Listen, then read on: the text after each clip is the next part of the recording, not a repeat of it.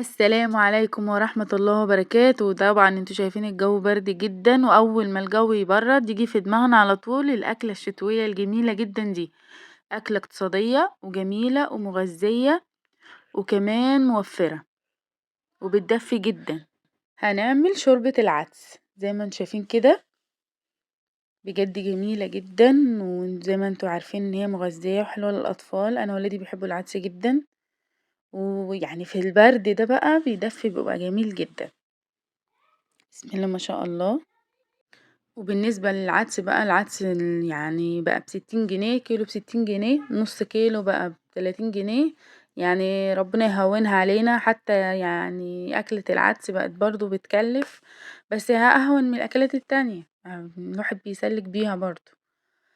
يلا بقى يا حبايب قلبي، صلوا على سيدنا محمد عليه أفضل الصلاة والسلام. وزي ما انتوا شايفين كده حطيت جنبه بصل ومخلل، أنا عاملاه في البيت. وممكن بقى تجيبي بصل اخضر، جرجير، حاجات كده حلوة معاه. يلا بقى يا حبايبي نشوف عملناها ازاي. معايا هنا حلة حطيت فيها معلقة سمنة بلدي. طبعا السمنة البلدي لا غنى عنها، بتودي الأكلة بتاعتك في حتة تانية خالص. هنا أنا مقطعة بصلة، ومقطعة طماطماية وجزراية ومعايا هنا كام فص توم كده، 5 6 فصوص توم. هشوحهم كويس جدا مع السمنة البلدي زي ما انتوا شايفين كده. التشويحة دي بتدي للعدس بتاعك ريحة وطعم حلو جدا، وهنعمله كمان بطريقة صحية ان هي تبقى صحية ومفيدة كده. طبعا ده العدس بتاعي ربع كيلو، انا جايبه ربع كيلو غسلاه ومنضفاه كويس جدا وصفيته، وبنزله كده بقى على البصل والطماطم والثوم بتاعي والجزر، واقلبه كويس جدا كده يعني ياخد تشويحة كده. طبعا ممكن تعمليه بالطريقة دي، وممكن تعمليه بطريقة تانية، ان انتي بتحطي المية بتاعة العدس بتغلي، وبعدين تنزلي فيها الخضار بتاعك، الطماطم والبصل والثوم والجزر، وبعدين تنزلي عليه بالعدس بعد ما المية تغلي. يعني الطريقة اللي تعجبك اعملي بيها، بس الطريقة دي بصراحة انا حبيتها، يعني بتخلي العدس بتاعك طعمه حلو. بتشوحي كده يا حبيبة قلبي زي ما انت شايفة، كام تشويحة كده، وهنزل بالبهارات بتاعتي. معايا معلقة كمون ومعلقة فلفل اسود ومعلقة ملح صغيرة ومكعب مرقة، وافضل اقلب كده كويس جدا. طبعا لو مش حابة المرقة ما تحطيش، بس هي بتدي طعم برضو للعدس بتاعي كده حبايبي. بعد ما شوحته كده كويس جدا هنزل بالمية بتاعتي، بتغطي كده العدس بتاعك، هتقلبي بقى وتسيبيه يغلي لغاية ما الخضار بتاعك ده يستوي والعدس نفسه يستوي. وتدوقيه طبعا، لو احتاج ملح تاني بتحطي كده. بعد ما استوى سيبته طبعا يبرد علشان ما يبوظش الخلاط بتاعي، وهبدأ انزل بيه كده في الخلاط زي ما انتم شايفين كده. اللهم صل وسلم وبارك على سيدنا محمد. ربنا يحسن ما بين ايديكم يا رب، وكل سنة وانتم طيبين يا حبايب قلبي بمناسبة السنة الجديدة ان شاء الله على الابواب.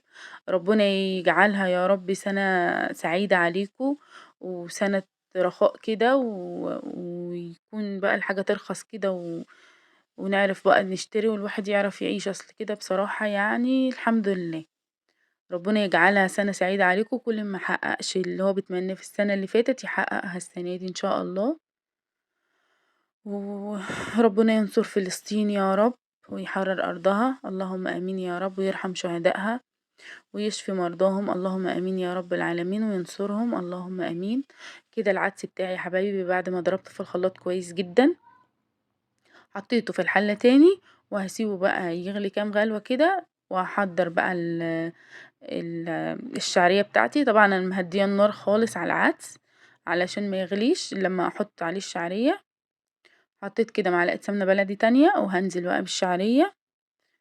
طبعا ريحة الشعرية مع السمنة البلدي بقى بتطلع ريحة خطيرة، بجد ما بستغناش عن السمنة البلدي خالص في الاكل، بتدي طعم وريحة للاكل خطيرة جدا.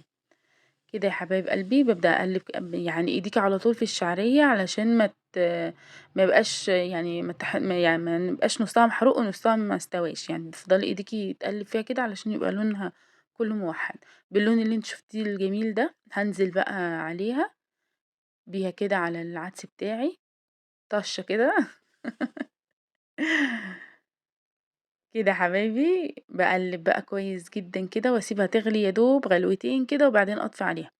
طبعًا ممكن تعملي بقى فتة عدس، تقطّعي عيش كده وتحطي على وشه شوية عدس، وممكن تعملي بقى طشة بتوم وطماطم وفلفل تحطيها على وش الفتة بتاعتِك كده وتاكلي منها وانسي الدنيا بقى تبقى خطيرة. أنا كان عندي ما كانش عندي جرجير ولا بصل أخضر، جبت بصلاية كده قطعتها وحطيت عليها ليمونة، وعندي فلفل كده مخلّلاه جميل جدًا، وده بقى طبق العدس المتين بقى بعد ما خلّصت. إيه رأيكم؟ يا ريت اللي يجرّب ما ينساش يكتب لي في التعليقات، وانتظروني في فيديو جديد إن شاء الله.